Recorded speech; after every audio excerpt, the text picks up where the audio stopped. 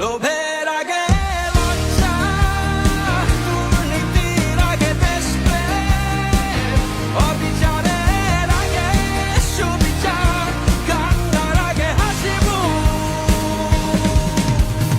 আমার আগে আমরা, আমাদের আগে দেশ, ক্ষমতার আগে জনতা, সবার আগে বাংলাদেশ।